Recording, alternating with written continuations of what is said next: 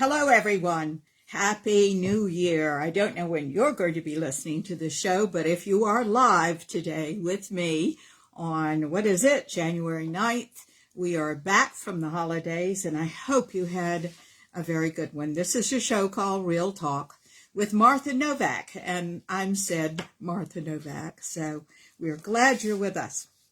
We're talking about some important things today. We're going to talk about not only narcissism, which is going to be a very light topic because you've heard me talk about this before, but something that is lesser known called egoism, which is seemingly the opposite of narcissism. And we're also going to talk about how to set better boundaries for the new year, how to go about doing that. Because one of the reasons sometimes we are narcissists and sometimes we do have egoism is, and we are egoists,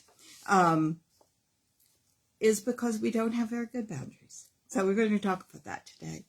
And we'll see how far we get. We may have to talk about it next week too.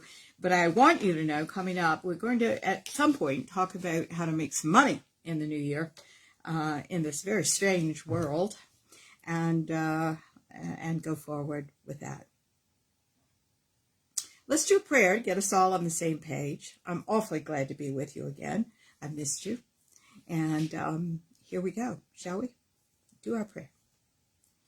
Dear God, thank you so much for the opportunity to be here together in this marvelous world in 2022.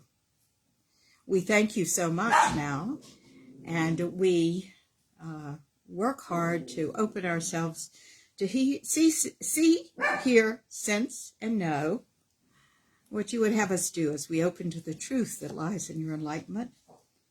We know that you're communicating directly with us, so we're opening to that, at least during these 90 minutes, as we speak about things that have to do with our human condition and how to heal some of the things that really have broken, but can be repaired and fixed and restored.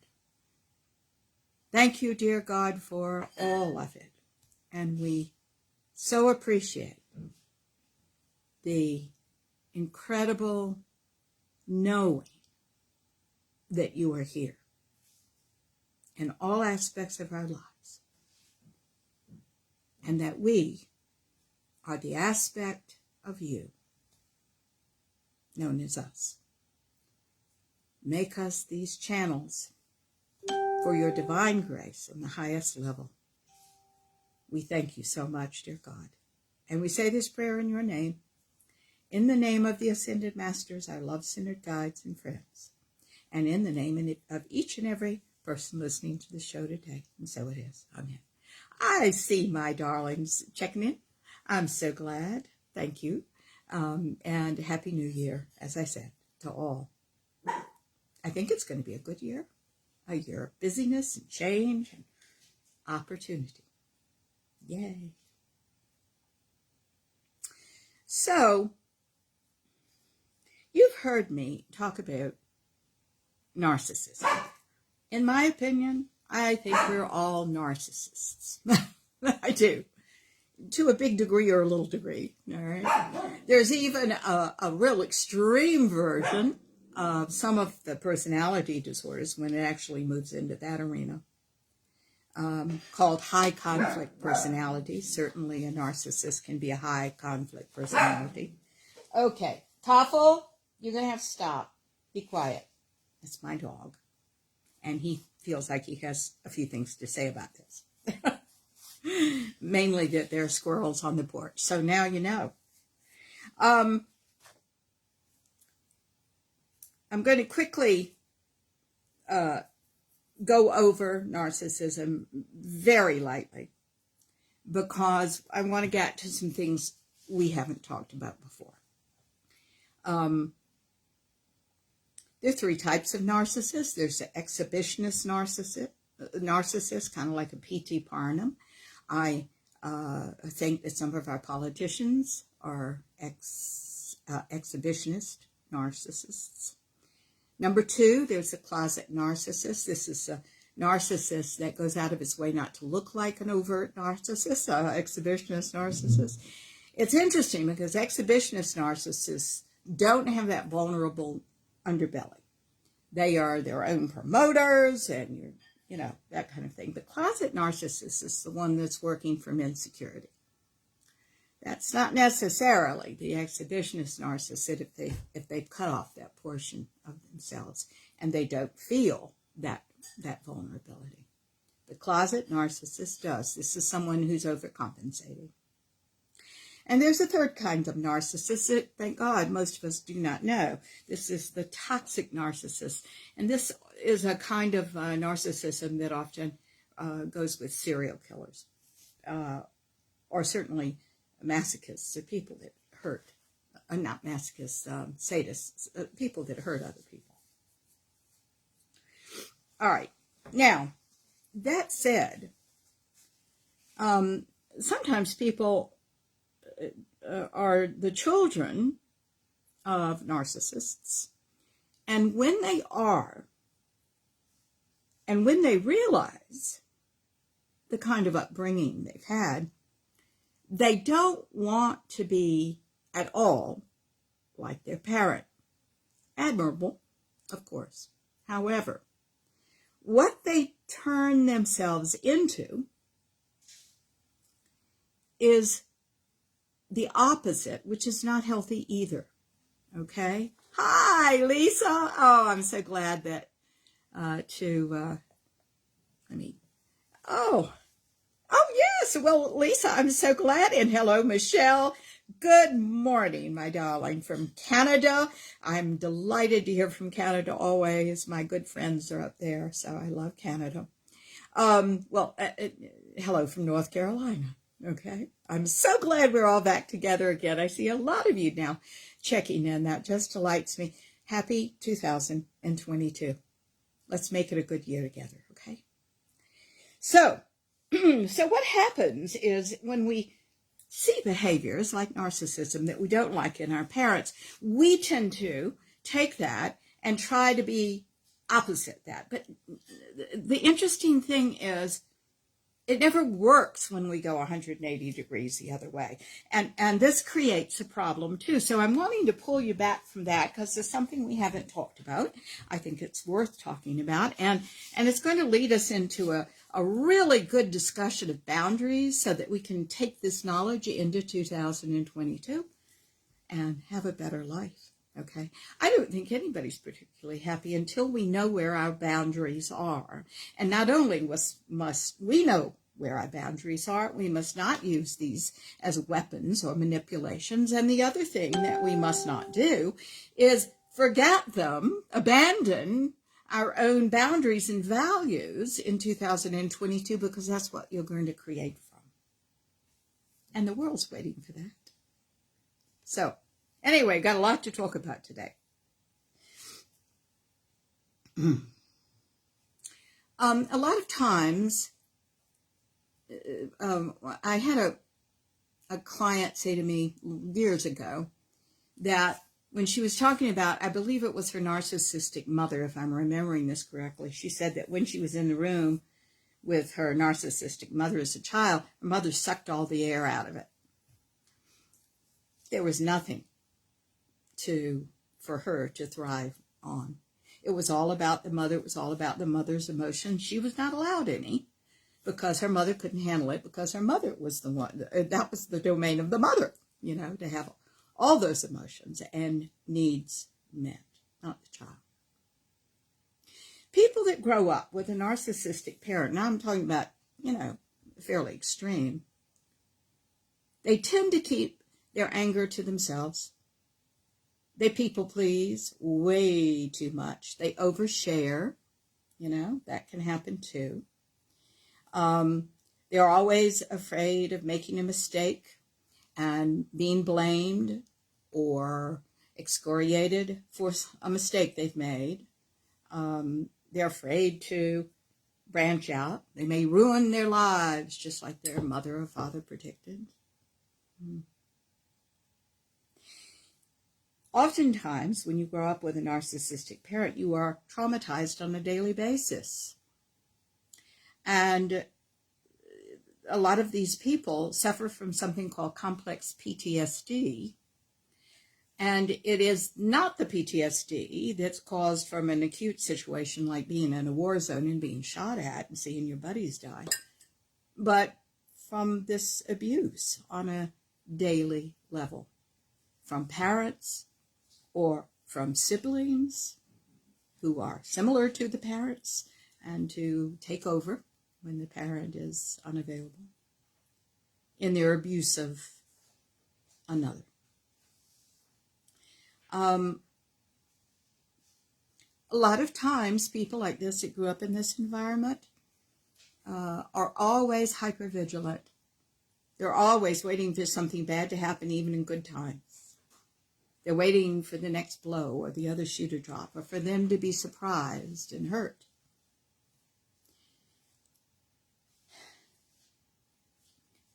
A lot of times people like this don't become narcissists and abusers in this way themselves.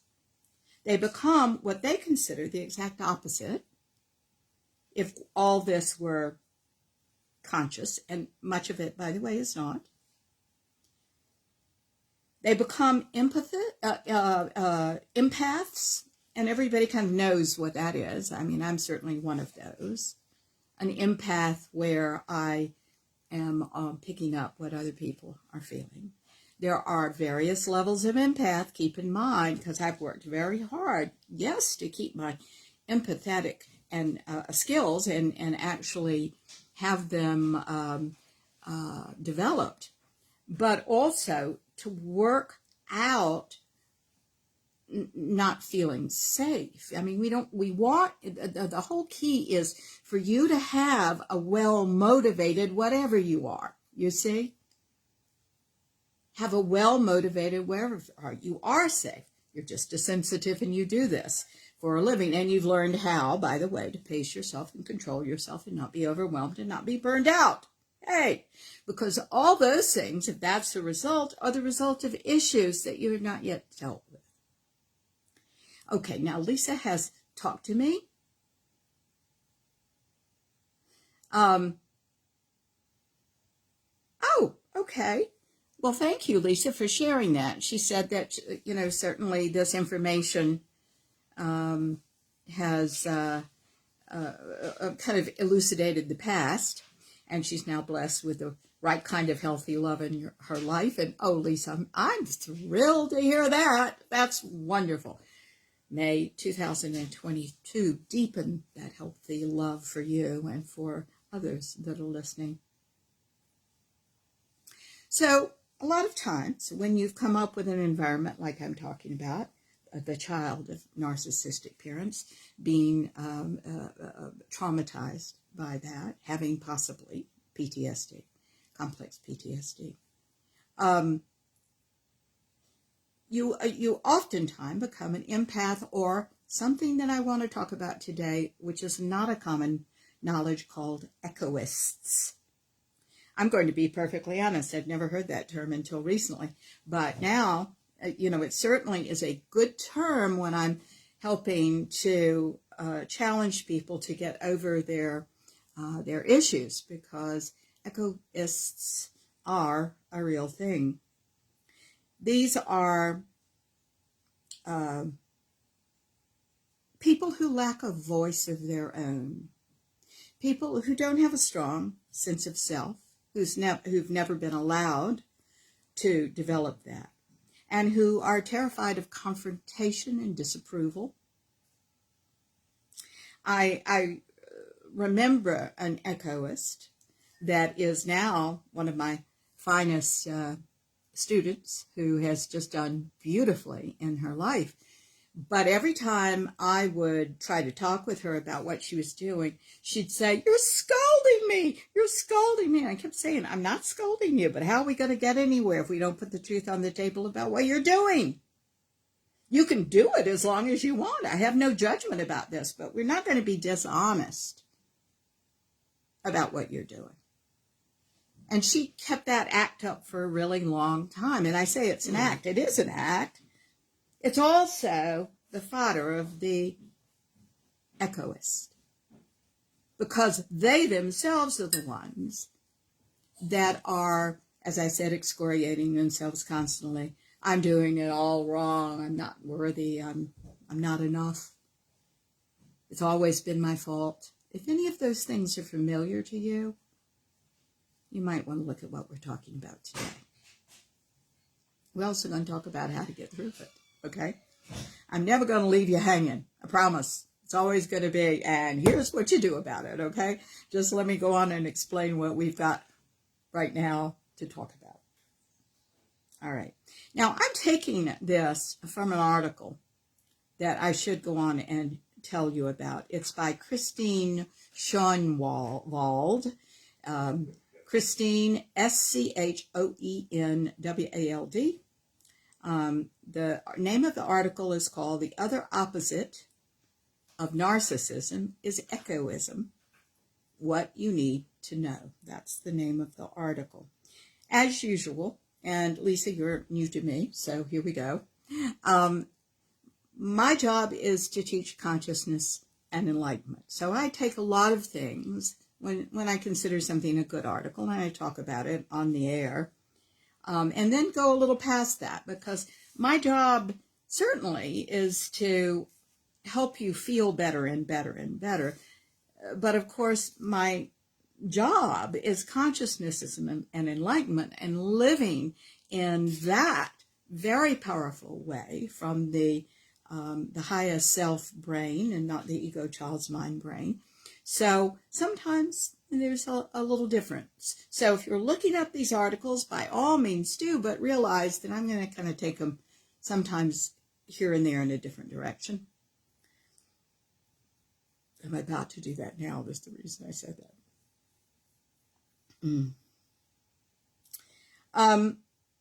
Empaths are different from narcissists in their ability to see and feel things from other people's perspectives. Egoists contrast with narcissists in the way they shun the spotlight and stifle their own needs. At the core, and this is the article, by the way, at the core of every egoist who grew up with a narcissistic parent is the desire to not be like them. Well, that's admirable. But what has happened is they've created another path that's not healthy for them in their desire to do that. But instead of going for a more balanced outlook of behavior, they act opposite from the way the narcissist would. Now, I'm going to put something on the table right now, and I don't know. This is from a book, by the way, that has been written by Donna Christina Savory. It's called Egoism, The Silenced Response. And I kind of call things like they are, and I have not read that book. It's certainly on my agenda to read it. However, in my opinion, as I work with people that are egoists, I find this is a kind of narcissism too, if we're talking about narcissism being a complete self-involvement. You see? Self-involvement. Oh, yes, you may be worried and hypervigilant about what's going on around you and what the people are doing and how they're reacting to you, but it's all about you. You see? It's still that self-absorbed thing that's going on. So I'm wanting to call that what I think, in my book, I want to bring the similarity out because we got to get through this year. This is not going to be about remaining the way we are. This is a year of change. How exciting. And growth. How exciting. Okay. That said, no matter how much an egoist detests narcissistic personality traits, they still feel an urge for a narcissistic presence in their life. I've got a client right now who's dealing with this. She keeps bringing in, she's single, all right, and she'd like very much to have a relationship, but she is just irrevocably drawn to narcissists. Her first husband was one, and subsequent dates are all narcissists. And she's got a whole group around her of girlfriends who are narcissists. Wow. Okay? She is attracted to this. So while she's an echoist, she's also bringing in, yes, thank you, Kim. Awareness is a beautiful thing, isn't it? Oh, yes. And you remember, honey, you just said such an important thing, because the whole path to enlightenment is through awareness to consciousness to enlightenment.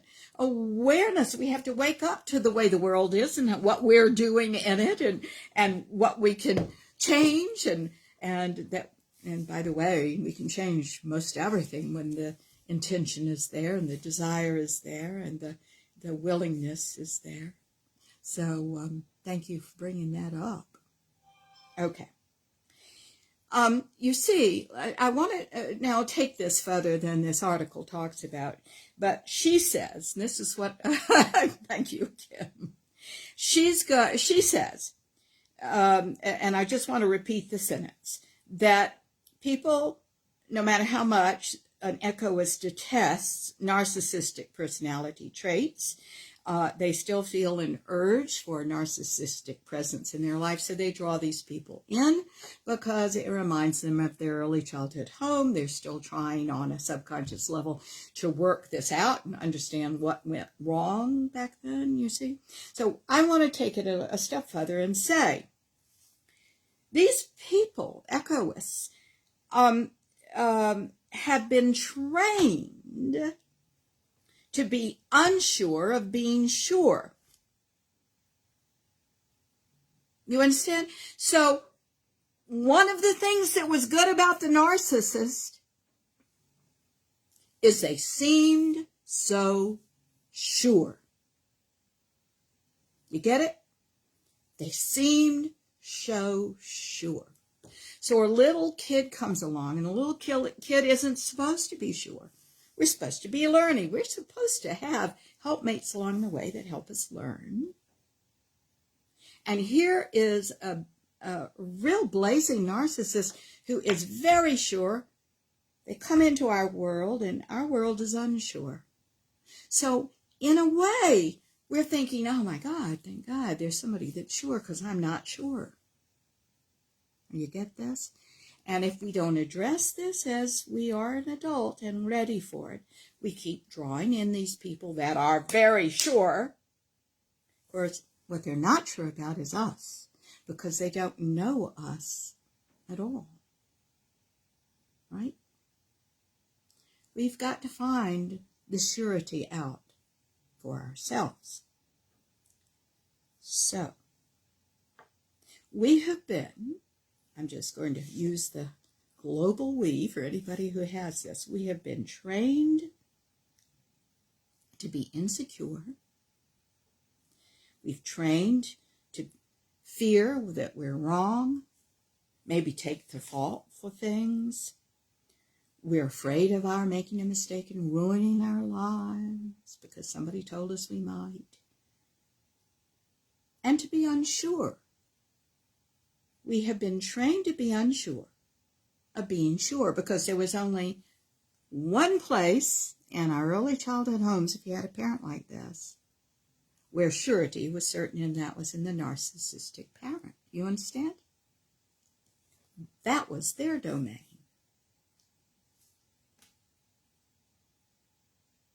Only one person was allowed to be sure in a home like this, and it wasn't you.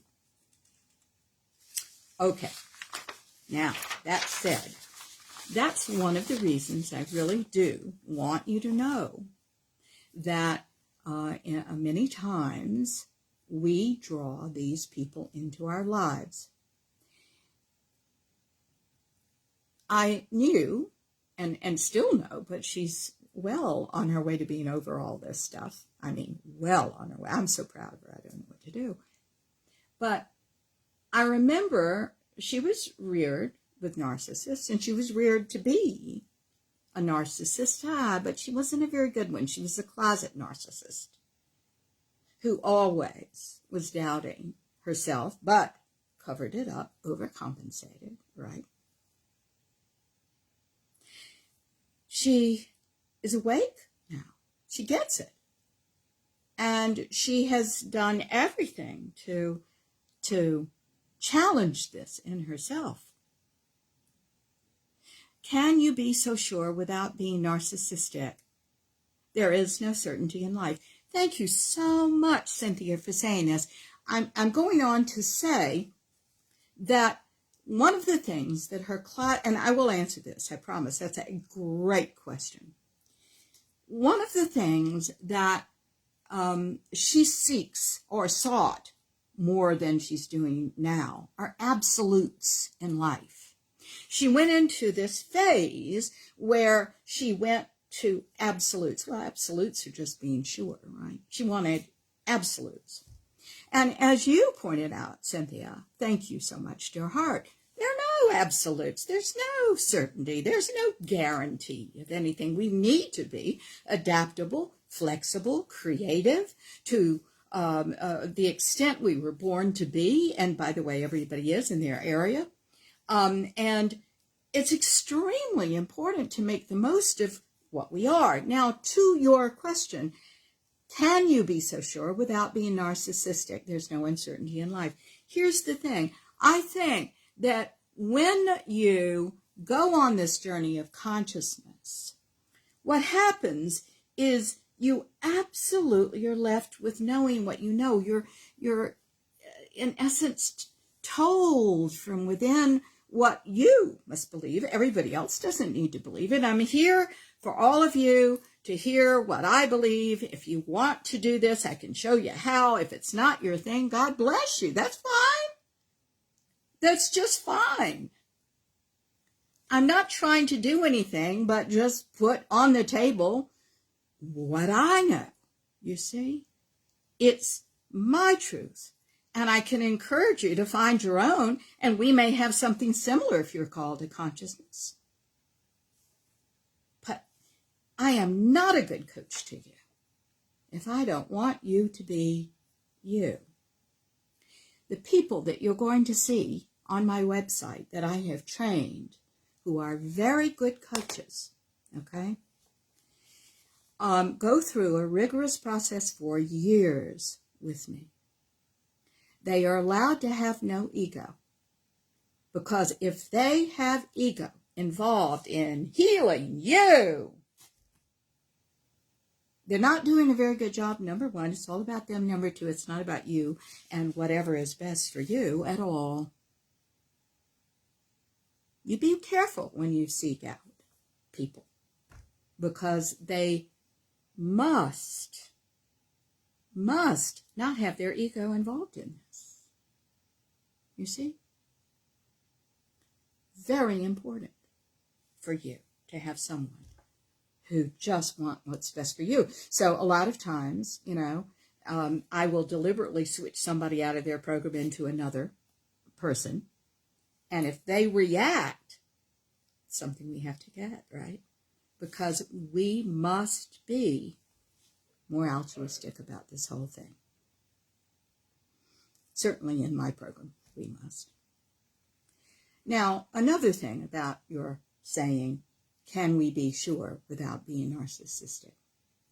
As you go on this journey, my darling, you've got to realize there are two parts of you. There's the ego child's mind that is unsure and may be narcissistic because they're unsure. And there's a higher self mind that is in touch with what God is telling you. And you absolutely know what you know there. However, you're not married to it, because God's always, my definition of God is an infinite and ever-expanding set of truths always in motion. There's always more to know about you, and there's always more to know about God. Why? Because you all have the same energy. You're the aspect of God known as you, right? And our privilege is our quest to do, I can say, is to leave that egoic, self-involved child's mind, fear-based child's mind, and journey to this higher self-mind that is love-based and by the way. Not airy-fairy. You see, that's what happens to a lot of people that go on this journey and don't know. They'll go on it for the wrong reasons. They'll stay in the wrong reasons. And all of a sudden, this is airy-fairy world. Everything's going to be fine. Oh, I can't possibly face my anger at this because it's not spiritual and all that kind of stuff. When the bottom line is, look, your divinity is in your humanness. Thank you, darling Lisa. And our journey is to find peace with being human. And in that, deeper levels of consciousness where we are more conscious of what we weren't conscious of before. Until it leads to a state of being where we know God is there all the time. Good times or bad times, God's right there. And the good and bad are just labels we're putting on things because things are just are. And they may hurt. But hey, that's part of life, isn't it? Along with the joy. Okay. Now, still on your question, going on from there, I want to say that when you're living a more conscious life, and when you know God is there with you all the time, you do have sometimes self-doubts. Sometimes you're not so sure. Whenever I am given something new to investigate in terms of my work, and my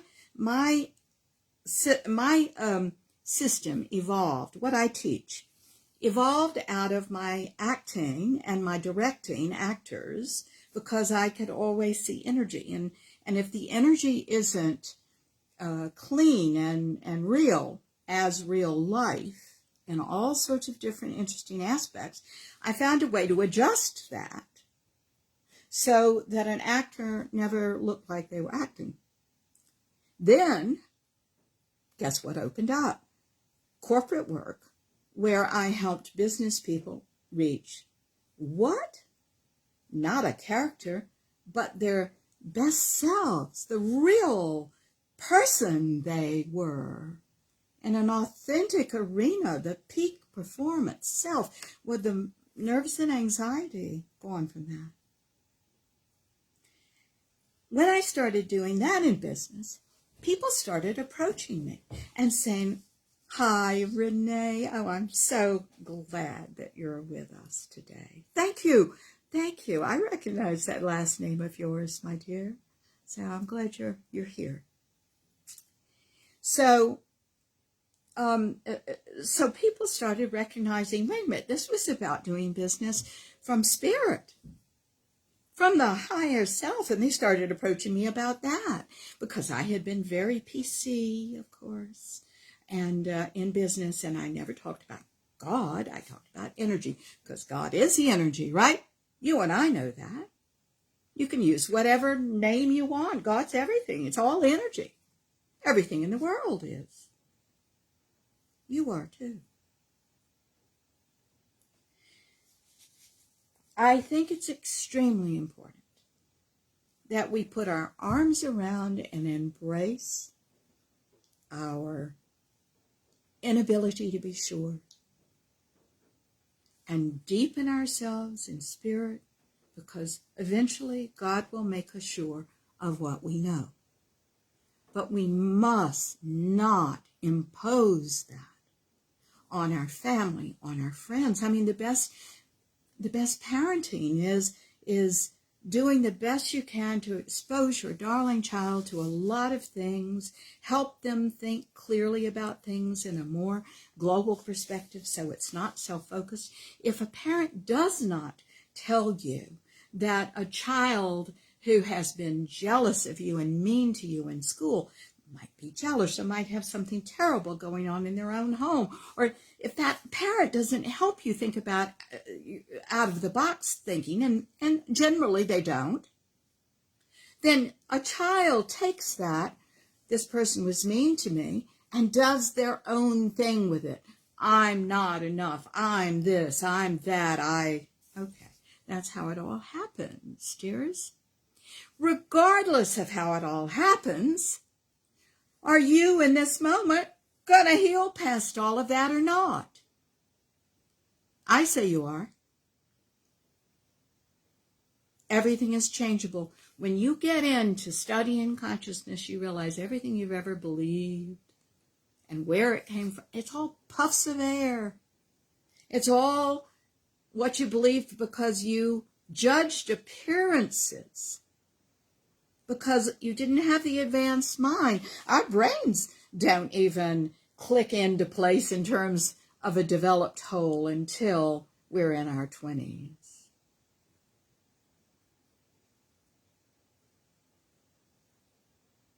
Everything is possible, dear hearts. It all is. Now, let's go on. And I want to go on and finish talking about this so you can really understand an echoist, recognize if you are one. And by the way, you don't have to be one full out. You can just have a few of these characteristics. And certainly, it's there to help others as well that you might recognize. Now, here's the thing I'm going to put on the table. You know what I know is a best friend of mine? I know when I found a best friend, when they don't tell me anything, they just listen and they're kind. Oh, aren't you sweet, Lisa? Thank you. That is so sweet of you to say. I'm a little tired. I didn't sleep very well last night. Sometimes you do, sometimes you don't, right? Certainly at my age. Thank you. That's very sweet of you.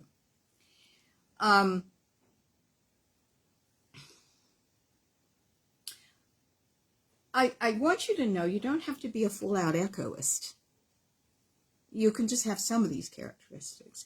But here are some unhealthy characteristics that we need to move past. Now, how are we going to move past? Well, hang on, because I want to talk about boundaries after this. And boundaries are going to help you a lot. Because an echoist doesn't have many boundaries, doesn't know about boundaries, has had a lot of their boundaries crossed, and here's the worst part, has crossed their own. So we've got to make you really aware of this going into 2022. Okay? Here we go. All right. Here are some ways that echoists differ from narcissists. So let's put these characteristics on the table. Number one, narcissists always want to be the center of attention, whereas echoists hate standing out. They choose the shadows to the spotlight almost every time. Very important. Number two. So as I go through this, if you think, wow, I think that's a characteristic of mine. Have I ever looked at my parents or any of my siblings to see if I was traumatized by any narcissists back there? Oh, do look at that. I think that's important. Number two, relationships are an echoist's number one priority, while a narcissist will put their own needs and wants first. Now, I have a little objection to that. You know why? Because relationships are an echoist's number one priority. They will often give themselves away for another, right? Sacrifice. Give their last dime to somebody else, even though they need it. Okay. Here's why I object to the way that's written. Because they've just made themselves the victim. And the victim is all about you. So you're a narcissist when you're that. You can, I'm not talking about a classic narcissism, but there is a narcissistic element to that. You see? That's not healthy. That's just not healthy to make it all about somebody else at the expense of you. The healthiest thing to do, guys, is there is an equation for the highest self. There is not for the ego. And the ego child's, I should say the ego child's mind, the part of you that thinks like a child. Okay?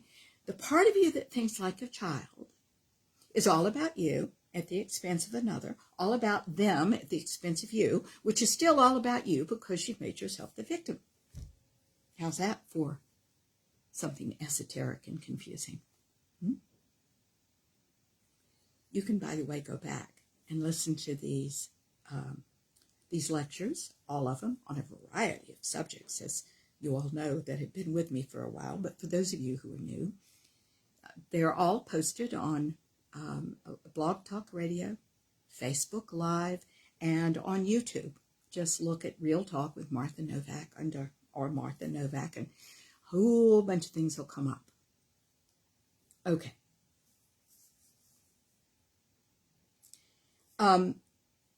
In the higher self, in the highest self, in the ascended mind, which you are perfectly capable of as well, and what our quest is to go from the fear-based self to this love-based self.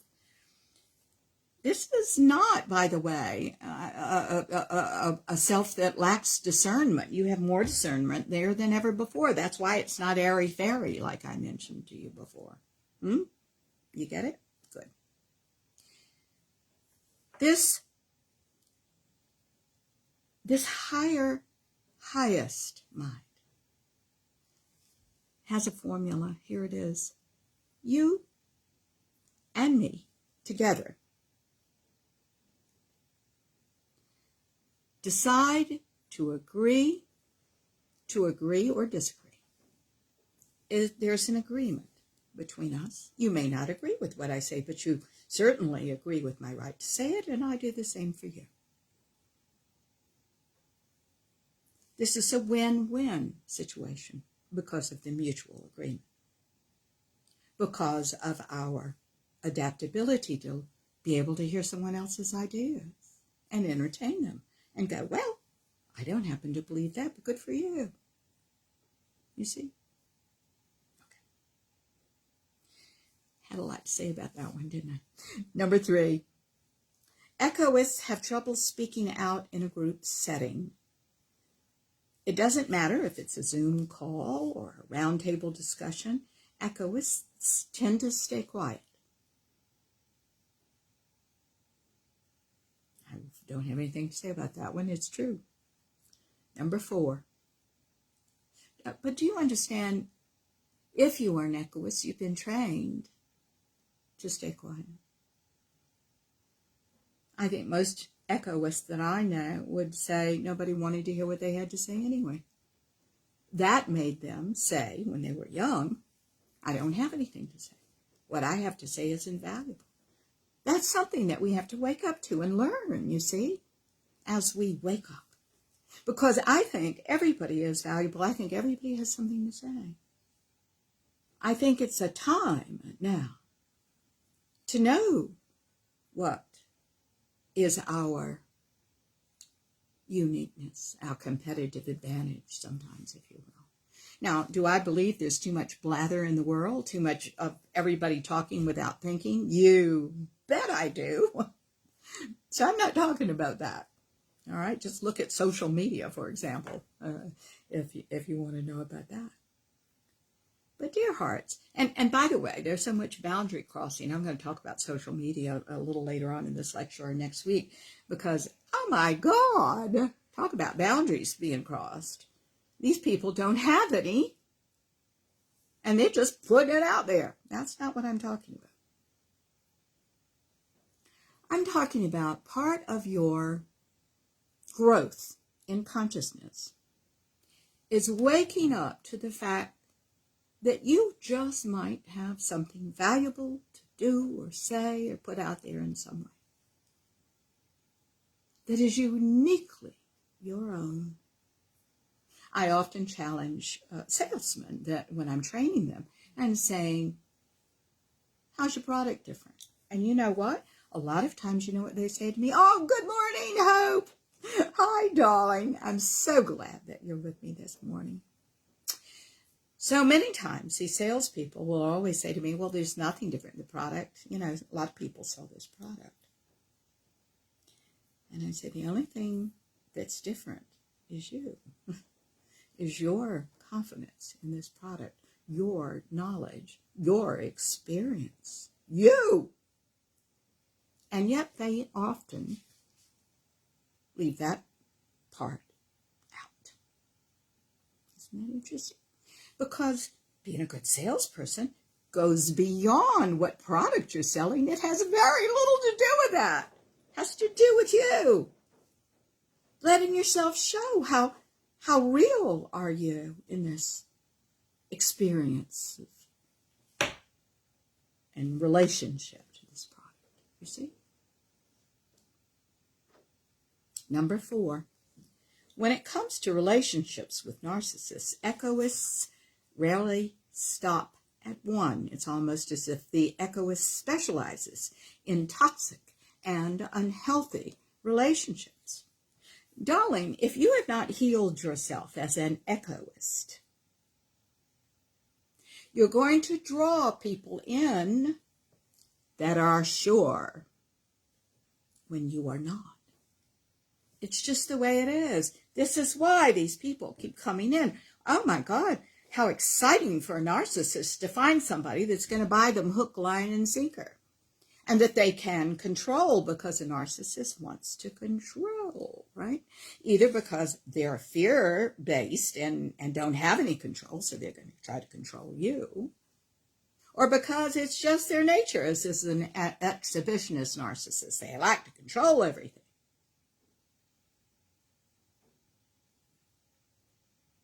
There's a reason that you're drawing in these people. And it's because there's something lacking right now in you that can be fixed. There you go. One of the easiest ways, and certainly the way I did it. So here's, understand this is simply my truth and where I'm coming from. But there isn't anything that you can have, this or anything else, that I didn't have some element of when I was growing up and when I was coming along. But I'm telling you, the answer to so much is in deeper levels of consciousness for yourself, where truth, your truth, resides. It's the truth. That's where surety is. Especially when you reach the point of spiritual surrender, where you get, wait a minute, my life truly, and this is not a fantasy, it can be, okay? You can convince yourself too early that, oh, life is just great. It's all been perfect. It's all been wonderful. Every single thing. No. This is no fantasy. There will come a time, if you do the work on yourself, where you will know your life as the perfect whole. That all of it might have hurt like hell, and you may have made mistakes and everything, but it's been perfect. And you wouldn't change it for anything. And you wake up to the fact without any doubt that God is there and will always be there. And you will always, if you listen to that inner that is now vibrant and strong, thank you so much for all this, sweethearts and things, vibrant and strong in you, that if you just will listen to that and act on that and even talk right behind that beautiful, loving, higher self voice that's coming from you, that you'll be on the cutting edge of change all the time. And that God is there with you, walking hand in hand always, because it is you. It is you. That's how I did it. I hope that's how you'll do it, because it's a marvelous, self-aware journey. And nobody can go on it but you. And nobody can give it to you. As much as our parents love us, as much as they may have been great parents, nobody knows who you are. You have to find that out for yourself. And that's what we're talking about right now, aren't we? Okay. Number 6. Wait a minute. Number 5. Okay, number 5. Egoists would rather cut off their own hand, she says, than cause someone else's pain and suffering. Oh, yeah. You know what? I don't agree with that either. I agree with the behavior. What I don't agree with is this is for altruistic reasons, because I don't think it is. I think they'd rather cut off their hand rather than cause someone's pain and suffering, because they don't want how they're going to feel from that. They don't want somebody jumping on them. They don't want somebody vilifying them. They don't want somebody saying, you hurt me. They don't want somebody causing a situation that they are not emotionally mature enough to handle. Therefore, they say, oh, I don't want to hurt anybody else. Guys, don't be fooled. In the ego child's mind, we are not going to heal until it's all about us. Because that's the ego child's mind. Self-focused to the max, right? Yeah. So, are you gonna beat yourself up about it and say, oh, I'm absolutely diabolical, I do that? That's ego child's mind holding you in place, because you're not really saying, wow, I do that. What can I do instead? This is about just simply recognizing it, not beating yourself up. If you find yourself beating yourself up, that's part of the ego child's mind as well. It's going to keep you right there. You understand?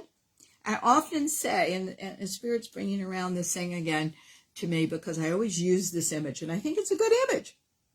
So you look in the mirror, and you have a funny looking hairdo that looks like alfalfa, with sprouts sticking out.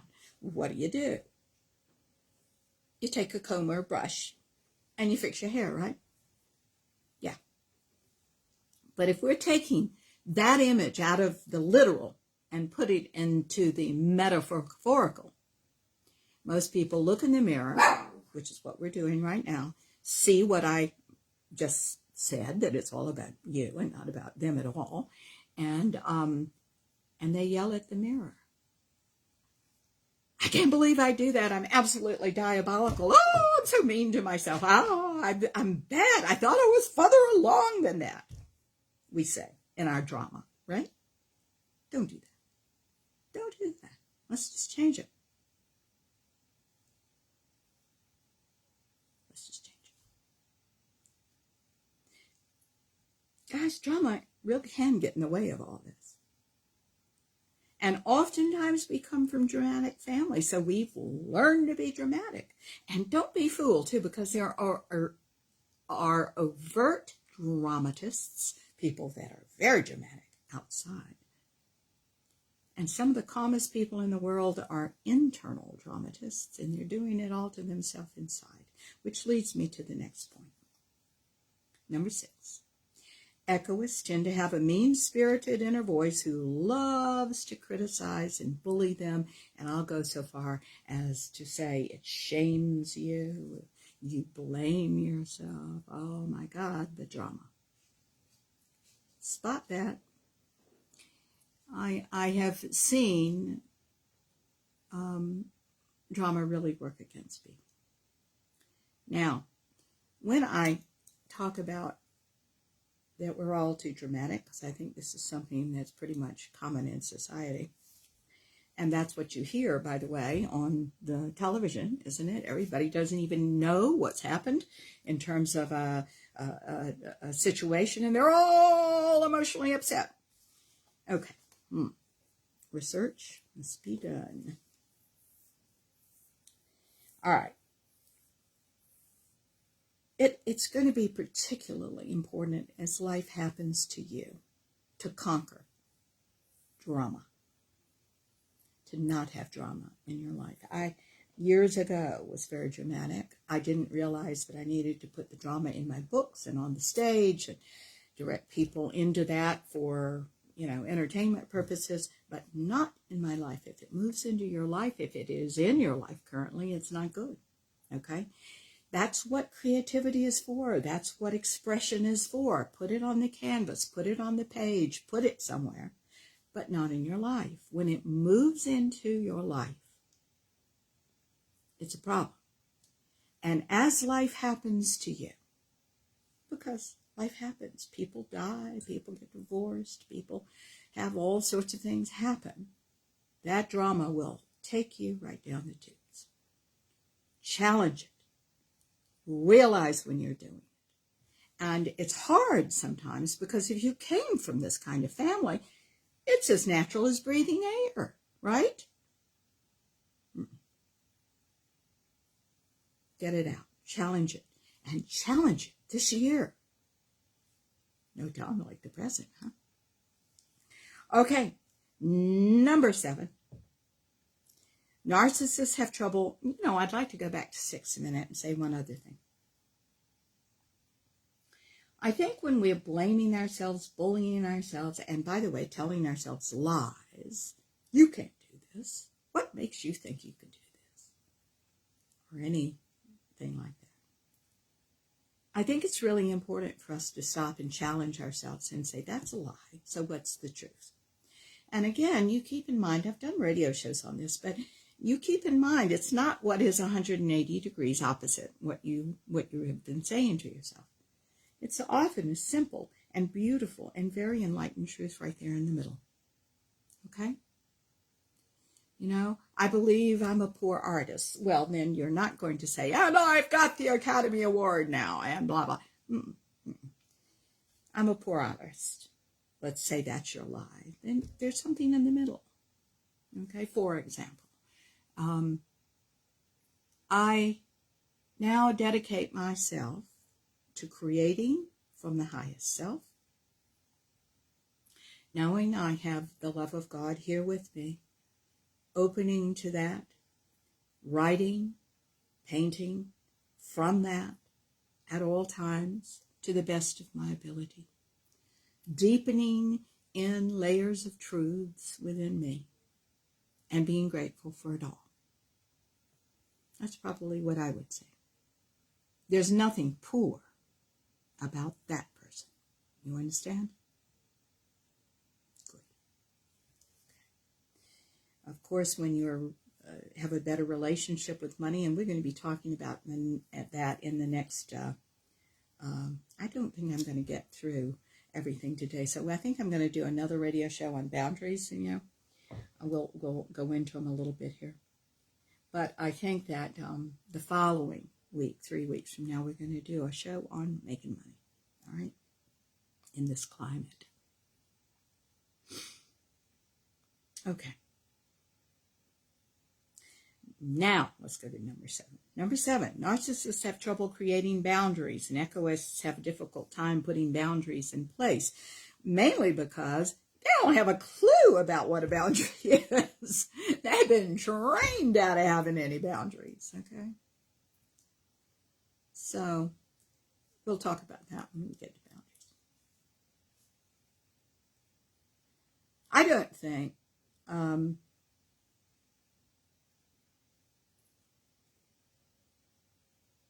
don't think with egoists or narcissists that really people understand.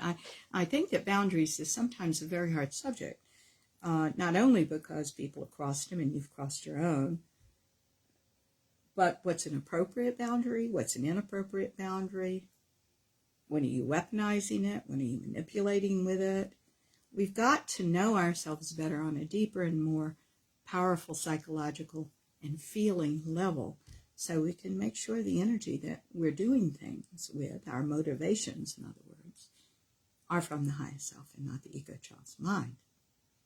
Okay. Number 8, egoists are approval seekers. Narcissists want you to confirm that they made the right decision or acted in the best possible way, or they're a great person. Okay? I even know, now I didn't know this person personally. I was coaching the coach that coached this raging narcissist who drove his business out of business, by the way. And this coach would come to me in tears because this man was just so extreme. And so this, hang on, Toffel, hey. So what happened was this CEO was in a business meeting, and somebody dared say the softest, gentlest possible way of thinking that the narcissist didn't know, and man, he went ballistic, and this guy got fired. Crazy stuff I've heard through the years. You know, boy, if that doesn't tell you something's wrong there, that you can't listen to another's point of view. Wow. He wasn't even being disrespectful. I love a good cup of tea in the morning. Okay.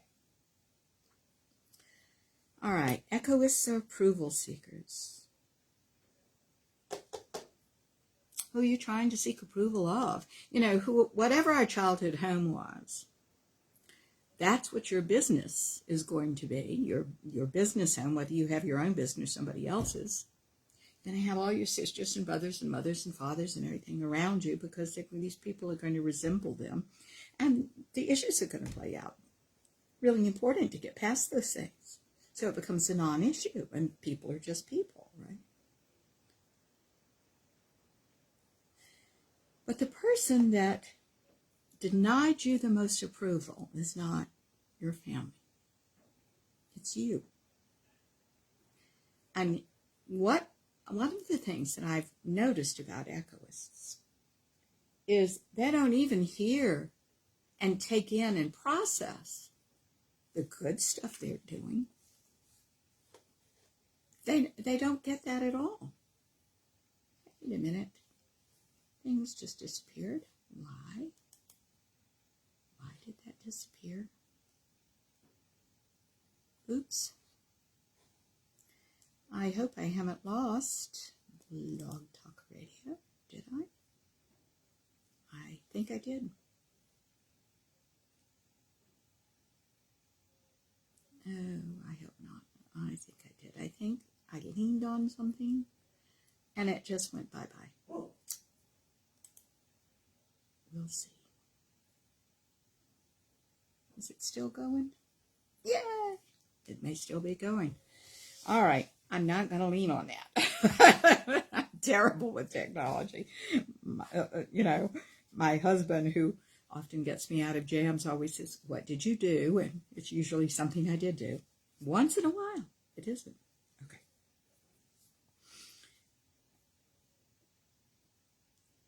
You have to learn, whether you're an egoist or just a little bit of one. The fact is, you do many things well. Oh, good. Thank you, sweetheart. Renee, I appreciate it. She's saying, I still see and hear you, and she's on that. Okay, thank you. It's good to hear from you all, because I don't know what's going out half the time and what isn't, you know. I think part of our waking up is the acceptance that we do some things well. We do. And I'm not talking about being a narcissist about it. I'm talking about fact. What do you do well? And if you don't know, or you can't answer that, or you can't answer that with a true answer, for example, if you say, I sacrifice myself well, that's an issue, kids. That's not what we're talking about. Then you got to learn. And sometimes we've got to learn. If you came from a household that constantly criticized you or bullied you, you're doing that to yourself now. Because on a subconscious level, you learned you needed it. So you're either doing that to yourself or you're inviting somebody in who's doing that to you. And why? Why? You need to be unearthed, the real you. And that needs to be shared.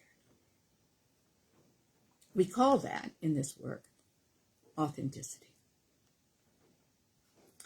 All right, number 9. It's hard for egoists to get a compliment as they don't know how to process them. That's a one you've probably noticed if that's what you are. I've had lots of people through the years say that too. Number 10. Let me go back. I always have something to say about things. You know how compliments are meant to be? When you receive a sincere compliment, you are supposed to take it in, process it, say, that is so dear, thank you. And at some point later, give it away out of that great stash of yours, of love, when you see something you admire. That's how to do it. It's part of a loop. So when you deny that coming in, you're actually denying putting anything in that could make somebody else feel better. Because you're not going to have much in that tank, you see. This is about giving and taking and giving and taking. Not about denying giving so you have nothing. Denying taking so you have nothing to give. Come on, let's wake up. This is about energy, not about personality. The more you can wake up to these are all energetic uses, the more power you're going to have to live a healthy and beautiful life. Okay, number 10. Narcissists are sensitive about themselves and egoists are hypersensitive about everyone but themselves. I don't agree with that one either, because I think they're hypersensitive about the external because they are protecting the internal. So it's still all about that, isn't it? Both narcissists and egoists that are, as I said, I think living out a degree of narcissism, are trying to protect what little sense of self they have instead of developing a sense of self through good boundaries and good living. Now that's what I think. Put that on the table for you to accept or deny according to what you want. Number 11, egoists don't ask for help. They've been trained not to expect it or feel unworthy of it, absolutely, or feel they should know, right? Because they're bullying up on themselves. Okay. That one, I think, is absolutely true. Keep in mind, I'm not denying what this woman is saying. I'm not doing that at all. I'm just taking a step further according to consciousness. Do you understand? You can write a psychology book, and it's all about what's happening psychologically, but that isn't what's happening on these deeper and more esoteric levels, and that's what this show is about for us, right? Okay. I don't mean to confuse you. I did have a darling person say to me several years ago, I listen to your show religiously, and I don't understand a word you say. I loved it. I thought that was great. I said, well, keep listening because I think in a year you'll understand everything. But, I thought that was very, very sweet and dear and cute. I liked it.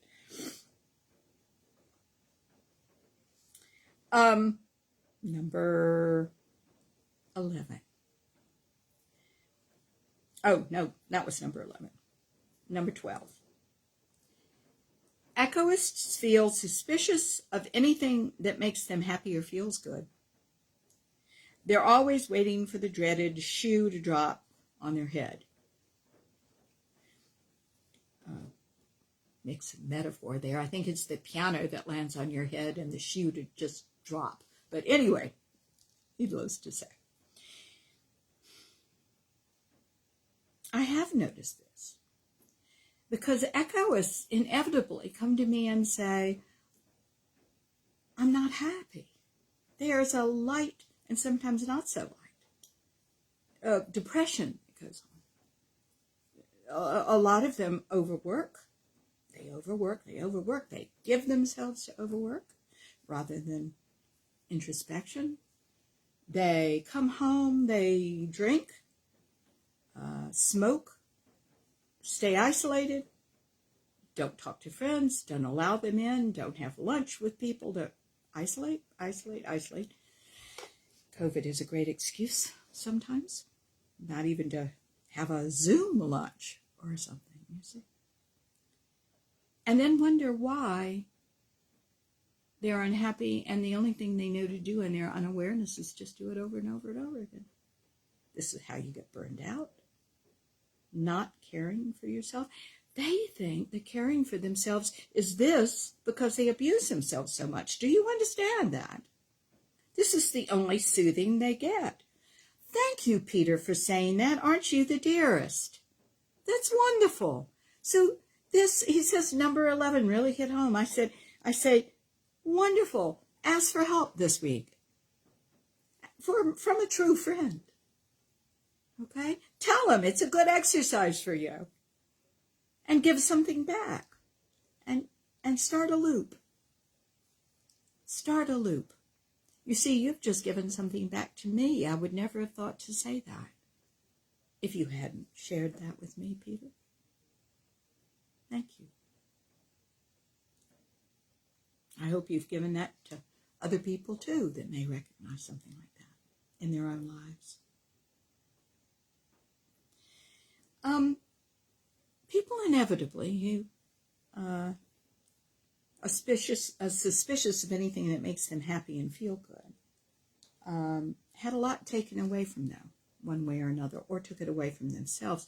They buried their excitement for living deeply. It got replaced with being scared and nervous about everything. You see, that's the same energy, but in the ego child's mind, when it starts releasing and we start challenging you, and you cross that threshold into the fields of your potential, it becomes, you can be excited about things. Why not? What you waiting for?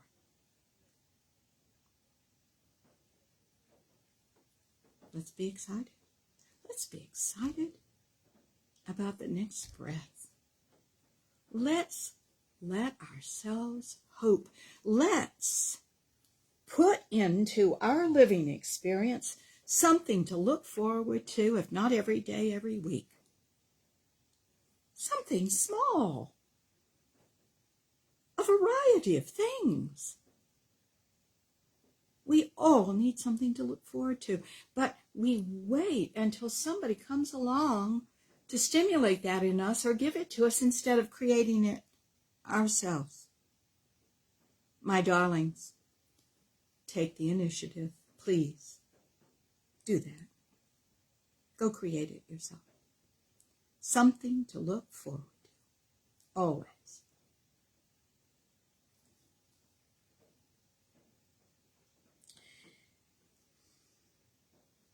Number 15. Oh, no, number, what? I don't even know what number I'm on. Their numbering system's kind of all screwed up, so mine is now too. But here's the next one. Narcissists do whatever they want, but egoists feel as if they have to always be careful not to upset someone, or they might get attacked. Well, this is one of them that I've said before plays out often in the early part of my sessions with individuals. Because they'll go, oh, you're scolding me. I'm not scolding you. That's your brain saying that, my darlings. I'm not scolding you. I just want you to have a happy life. But you're actually saying, oh, no, and can't hear it because that you're doing this to yourself. Don't do this. Don't do this. It's the yelling at the mirror, at your image in the mirror, instead of just combing your hair. Let's not do that again. I think it's really important if you feel like somebody's scolding you or somebody's, or you're being attacked or some way, for you to say to them, I'm trying to do something with this. I'm trying to hear that you are maliciously trying to hurt me. Is that what's going on here? What's going on here? You have the courage as the child of God you are, of that energy, to have the courage to ask that question. What's going on here? That sounds like you're scolding a child, and I'm not that. And you don't have to say this mean. A lot of times, people as I said, weaponize their boundaries. And one of the ways they do it is a classic line. You want to know what the classic line is? I have to say my truth. That's still ego child's mind. Why don't you just speak from that marvelous part of you that is your highest self? That sounds like you're scolding me, are you? If your intention was to hurt my feelings, you've just done it. Why? Why were you doing that? And they'll probably say, well, I didn't mean to hurt your feelings. And you say, well, that's where I took it. I'm so sorry that I misunderstood. What did you mean? I have to tell you a funny story. So years ago, I have a high school friend I consider still a friend. I just haven't seen her in a long time. And her dad would always call me her little wire-haired friend. He never used my name, by the way. I was always, your little wire-haired friend.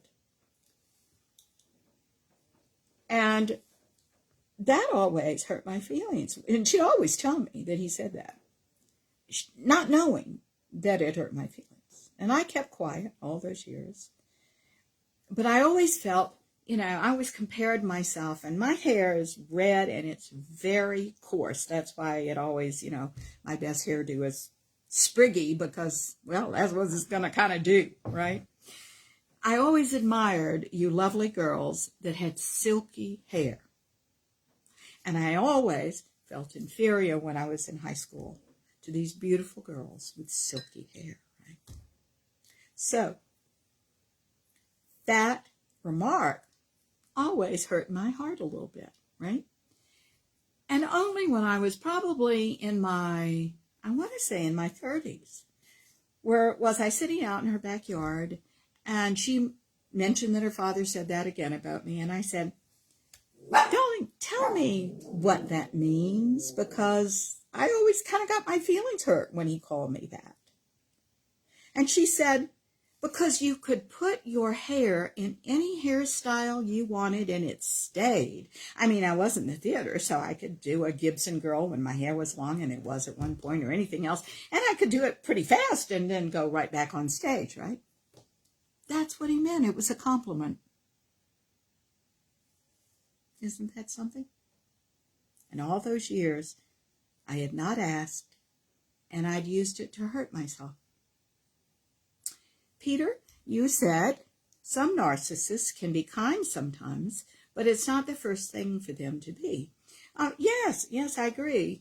We're all human, aren't we? And you understand, Peter, that there are various degrees of narcissism. I think we're all narcissists in a way. Look at the ego child's mind. If we've never grown out of that, believe me, we have an element of narcissism, right? I mean, we just do. But for example, I had some dinner with friends, and they invited one of their friends along. And we had a perfectly marvelous time talking, and then their friend showed up. And from that point, for an hour and a half, there was no discussion about anything but her. Isn't that interesting? Was she nice? Absolutely. Did she occasionally use her expertise to help my friend? Yes. Was my friend insecure and needed the absolute? Absolutely. That's one of the reasons she's there in her life. Oh, pretty fascinating.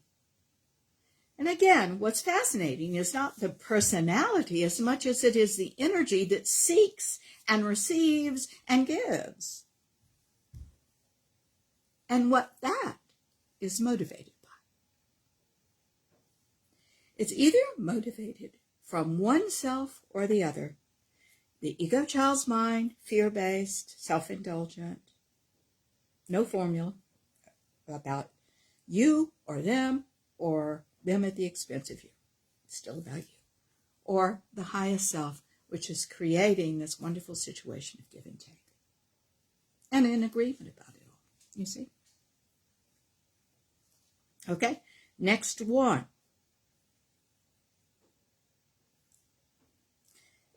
This is the last one in her series. Echoists weren't allowed to shine as children and still tend to keep their talents, opinions, ideas, and gifts hidden.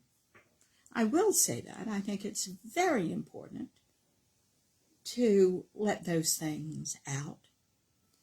And even if you are in some field of self-expression, I will say, having been an artist myself, I started out as an actor years ago, one of the reasons I got into self-growth work was because my acting was tight. I didn't understand what tight meant. What it was, in my case, and it is in yours, is some element of fear and anxiety of not being enough, you see. I have a friend who's a marvelous talent. Oh my God, she's such a good talent. She's a painter, among other things. And one day, I knew she painted, but she limited herself. She just didn't feel like painting sometime. And she went into her, self-absorbed, energetic hole. And so when she came that day to my session, by the way, I do sessions remotely from all over the world because energy is just energy. That's what I'm following with you. But this was when I lived in Atlanta, and she happened to live in Atlanta too, so she came over to the house. And I took her outside, and I had set up outside a table with paints and lots of brushes and lots of paints. And I said, I want you to paint the worst picture you can possibly paint for me, please. And I came out, and I said, I'm going to check on you every 20 minutes. So I did 20 minutes worth of work, came out and checked on her. She was still arranging where she was putting everything on the table. She hadn't put a drop of paint on the canvas. Don't you understand? Procrastination, OCD, which she did have at that time, and that kind of thing is still doing this. Not allowing yourself to shine, not allowing yourself to be free and give yourself, permission to paint a bad painting. So I said, you got 20 minutes to paint the worst painting in the world. And I want to come back and I want to see it finished by the time I get out here.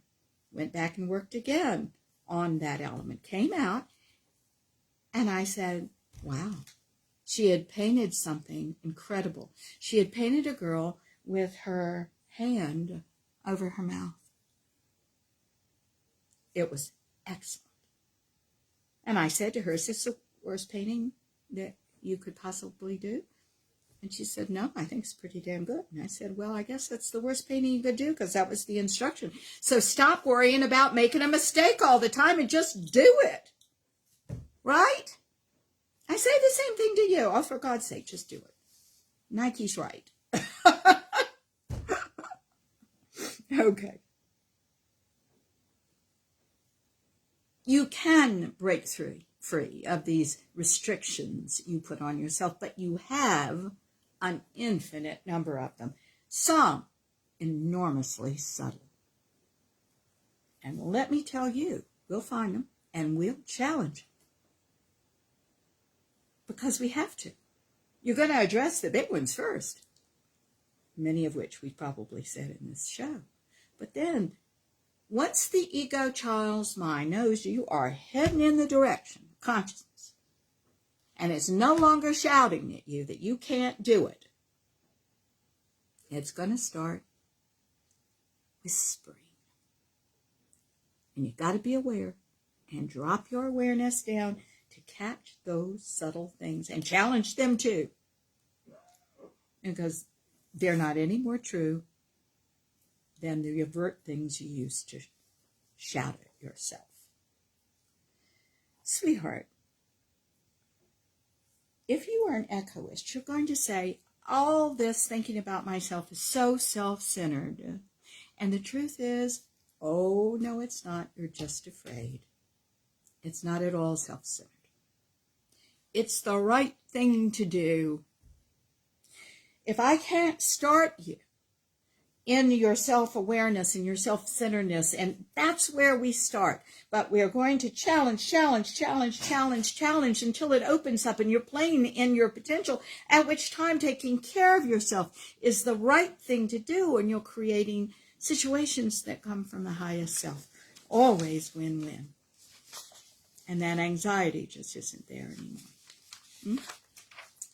Guys, I'm going to stop here because we have 4 more minutes. I want to just put a couple of things on the table really quickly that are going to get you ready for next week when we talk about boundaries. And here is what I want to say. Please go on and challenge yourself to become emotionally more fluent, emotionally more aware. The best way to do this that I know is to get on the internet and to look up lists of emotions, take the longest one there is, and print it out for yourself and realize there are only 2 bases to emotion. There's fear and there's love. And every one of those things fit under one column or another, or both, because we have 2 minds, don't we? So we can take things like pride, and it can be an egoic and very self-centered and egotistical and, by the way, narcissistic pride, or we can have the pride just in the fact that we're good at this, that, or the other, and it's just simply a fact.